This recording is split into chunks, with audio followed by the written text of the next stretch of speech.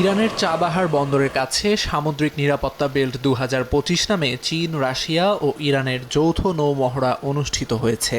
এই মহড়ায় অত্যাধুনিক মিসাইল করভেট ও টহল জাহাজ পাঠিয়েছে ইরান। চীন ও রাশিয়ার যুদ্ধজাহাজের সঙ্গে কৌশলগত অপারেশনে অংশ নিয়েছে তারা। এছাড়া পর্যবেক্ষক হিসেবে উপস্থিত ছিলেন দক্ষিণ আফ্রিকা, আজারবাইজান, পাকিস্তান, ওমান সহ মোট 10টি দেশের সামরিক প্রতিনিধি।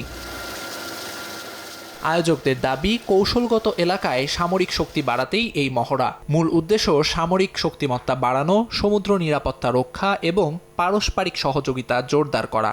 লক্ষ্যভেদী হামলা প্রশিক্ষণের সঙ্গে মহড়ায় রয়েছে জাহাজে অনুপ্রবেশ ও অনুসন্ধান অভিযান, এমনকি উদ্ধার অভিযানও। তবে এই মহড়াকে আন্তর্জাতিক রাজনীতির শক্তির ভারসাম্য বদলের ইঙ্গিত হিসেবে দেখছেন বিশ্লেষকরা। তাদের মতে এটি শুধু মহড়া নয়, বরং যুক্তরাষ্ট্রের প্রভাবের বিরুদ্ধে নতুন শক্তির জোট গঠনের স্পষ্ট বার্তা।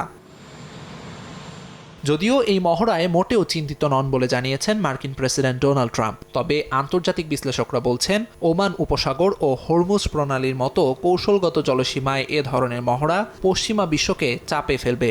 বিশ্বের প্রায় 1/4 তেল এই অঞ্চল দিয়ে পরিবহন হয়, ফলে অঞ্চলটিতে প্রভাব হারালে তা মাথা ব্যথার কারণ হয়ে দাঁড়াবে যুক্তরাষ্ট্রের জন্য বলে ধারণা করা হচ্ছে। আমিরুল ইসলাম আলিফ, সময় সংবাদ।